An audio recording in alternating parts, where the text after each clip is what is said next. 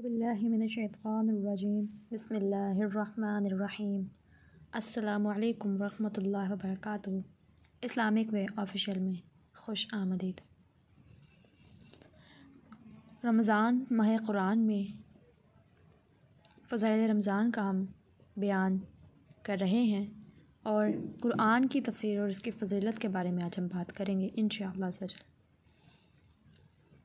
تفسیر کا مطلب قرآن کے معنی کھولنا اور اس کی مراد کی وضاحت ہے، اور یہ علوم شرعیہ میں بہت اعلیٰ ہے جس کے حصول میں انسان بہترین کوششیں صرف کر سکتا ہے۔ یہ مرتبت کے لحاظ سے عرفہ اور موضوع اور غرض کے لحاظ سے سب علوم سے اشرف ہے، اور ہر شخص اس کا محتاج ہے کیونکہ اس کا موضوع اللہ کا کلام ہے جو ہر حکمت کا سرچشمہ ہے اور ہر فضیلت کا ذخیرہ ہے، اور اس لیے بھی کہ اس سے غرض دین کے مضبوط حلقہ کو پکڑنا اور حقیقی سعادت تک پہنچنا ہے، لہٰذا اس کی ضرورت اور احتیاج بہت بڑھ جاتی ہے، کیونکہ ہر دینی یا دنیاوی کمال کے لیے ضروری ہے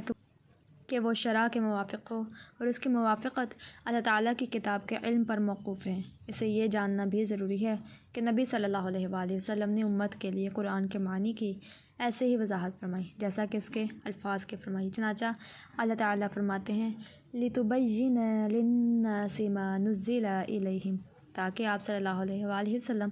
لوگوں پر یہ وضاحت فرما دیں کہ ان پر کیا چیز اتاری گئی ہے۔ اور صحابہ کرام جب نبی اکرم صلی اللہ علیہ وآلہ وسلم سے 10 آیات سیکھ لیتے تو اس وقت تک آگے نہ بڑھتے جب تک ان کے علمی اور عملی معانی نہ جان لیتے۔ صحابہ کا بیان ہے کہ ہم نے علمی اور عملی دونوں طرح قرآن کو اکٹھا ہی سیکھا ہے، اور عادتاً بھی یہ بات محال ہے کہ لوگ صرف کسی فن مثلاً طب یا حساب کی کتابیں پڑھ لیں اور عمل میں لائے بغیر وہ اس کے مفہوم کو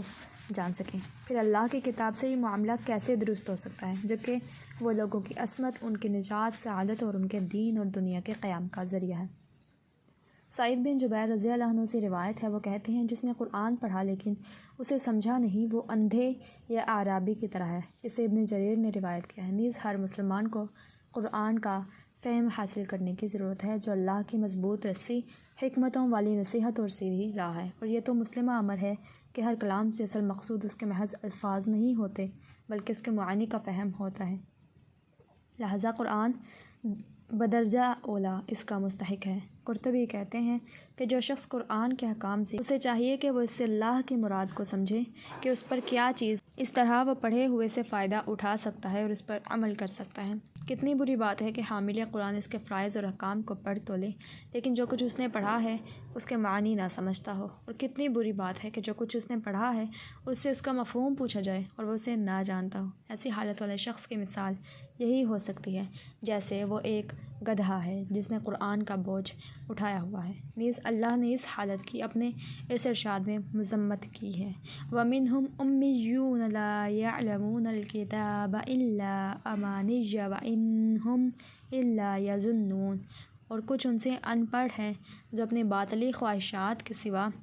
اللہ کی کتاب سے واقف نہیں اور وہ صرف ظن سے کام لیتے ہیں۔ تفسیر کا سب سے بہترین طریقہ کیا ہے؟ علماء کہتے ہیں کہ تفسیر کا سب سے بہتر طریقہ یہ ہے کہ قرآن کی قرآن سے تفسیر کی جائے، کیونکہ اگر ایک مقام پر کسی چیز کا اجمالاً ذکر ہوا ہے تو کسی دوسرے مقام پر تفصیل سے بھی ذکر ہوگا۔ پھر اگر ہمیں قرآن سے کسی آیت کی تفسیر نہ ملے تو ہم اسے سنت سے تلاش کریں گے، کیونکہ سنت قرآن کی شارح اور اس کی وضاحت کرنے والی ہے،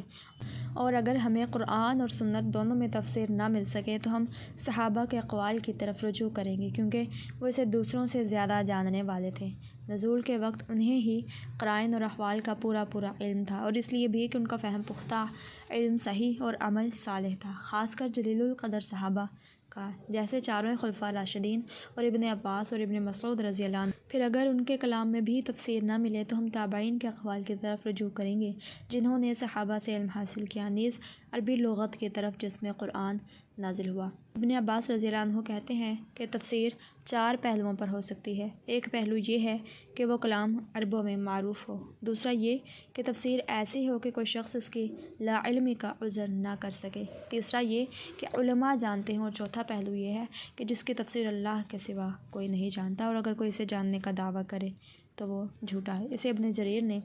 روایت کیا ہے۔ نیز محض رائے سے تفسیر کرنا حرام ہے۔ اللہ تعالیٰ فرماتے ہیں قُلْ إِنَّمَا حَرَّمَ رَبِّيَ الْفَوَاحِشَ مَا ظَهَرَ مِنْهَا وَمَا بَطَنَ وَالْإِثْمَ وَالْبَغْيَ بِغَيْرِ الْحَقِّ وَأَن تُشْرِكُوا بِاللَّهِ مَا لَمْ يُنَزِّلْ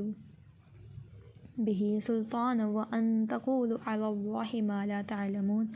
آپ صلی اللہ علیہ وآلہ وسلم کہہ دیجیے کہ میرے پروردگار نے تو بے حیائی کی باتوں کو، وہ ظاہر ہوں یا پوشیدہ، اور گناہ کو اور ناحق زیادتی کرنے کو